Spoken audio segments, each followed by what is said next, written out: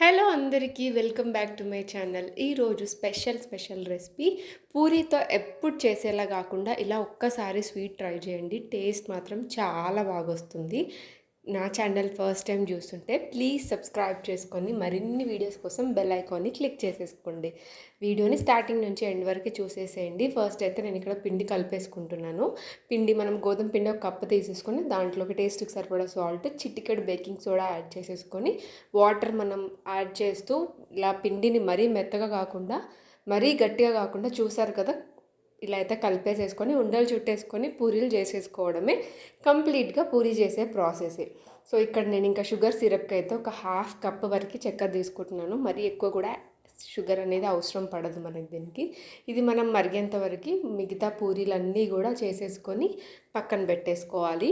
ఇక్కడ ఏంటంటే మనం చాలా రకాలు చేస్తుంటారు. షుగర్ సిరప్తో పాటు ఇంకా మనకు పౌడర్స్లో పుట్నాల పప్పు, చక్కెర అవన్నీ వేస్తుంటారు. మరీ ఎక్కువ చక్కెర అయిపోతుందని చెప్పేసి నేనైతే ఇక్కడ జస్ట్ ఓన్లీ షుగర్ సిరప్తో చేస్తున్నాను.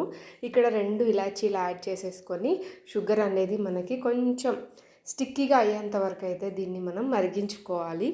దాని తర్వాత ఇక్కడ నేను మిక్సీ జార్లో ఒక 6 నుంచి 7 బాదం, ఒక 7 కాజు అనేది మిక్సీ చేసేసుకున్నాను. ఎందుకంటే మనం లోపల స్టఫింగ్ పెట్టుకోవడానికి చాలామంది కోవా కానీ అవన్నీ యూజ్ చేస్తారు.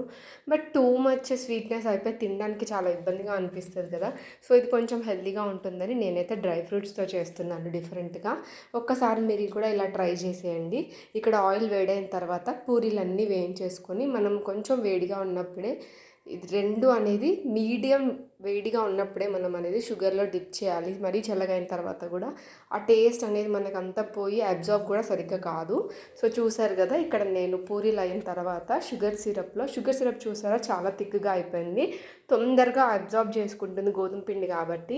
ఇలా 2 సైడ్స్ అన్న తర్వాత పైన లేయర్ అయితే నేను డ్రై ఫ్రూట్స్ పౌడర్ వేస్తున్నాను. ఈ లోపల స్టఫింగ్ అనేది కంప్లీట్లీ మన చాయిస్. నేనైతే కొంచెం హెల్తీగా ఉంటుందని డ్రై ఫ్రూట్స్ వేసాను. ఇంకా మీ ఇష్టమైన కోవా కానీ అలా ఏదైనా మీ ఇష్ట ప్రకారం అయితే స్టఫింగ్ అనేది మాత్రం చూస్ చేసుకోవచ్చు.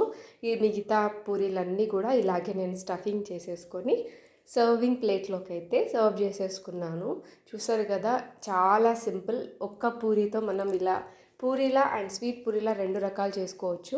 ఇలాగే దీనిపైన మనం పాలు కూడా యాడ్ చేసుకోవచ్చు ఇష్టం ఉంటే. మరీ ఇంకా హెవీగా అయిపోతుందని నేనైతే ఇలాగే సర్వ్ చేసుకున్నాను. ఒక్కసారి ఇలా ట్రై చేయండి. రిమైనింగ్ షుగర్ సిరప్ ఇలా పైన వేసేసుకొని వీటిని ఇంకా మనం తినేసేయచ్చు. చూసారు కదా, ఐ హోప్ మీ అందరికీ ఈ రెసిపీ నచ్చిందని అనుకుంటున్నాను. నచ్చితే మాత్రం తప్పకుండా లైక్ చేసేయండి. Thank you so much for watching. Please follow for more videos. Bye bye.